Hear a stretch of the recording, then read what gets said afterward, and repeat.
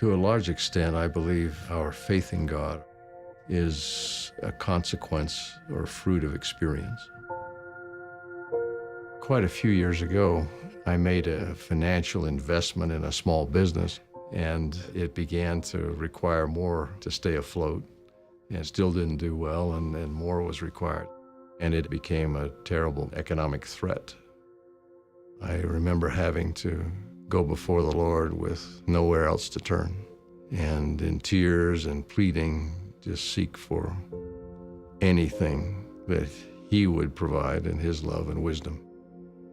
What I learned in that process was what it's like to come to a point in your life where you really have nowhere to turn but to God.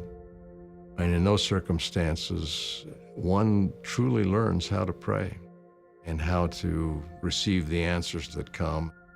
Sometimes it was nothing more than a feeling that things would work out somehow. No indication of how or when, but it would be all right.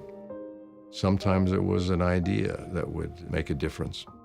And so it became, during portions of this experience, a matter of getting the manna for that day, the help that could only come from Him, from God, for the moment, not the long term, just the immediate need.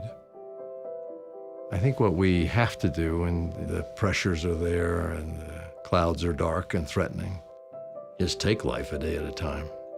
It helps at times not to think too far ahead and just do what the day requires. Give us this day our daily bread. We're not anticipating the hardship or suffering that might be entailed.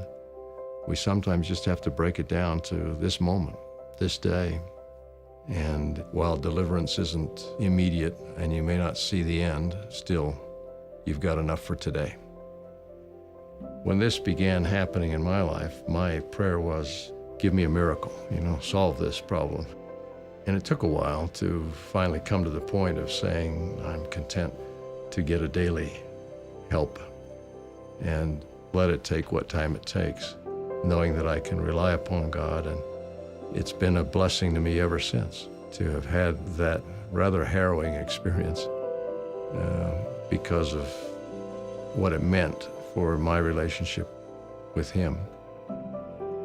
Maybe the greater blessing for us is to have to walk through it with Him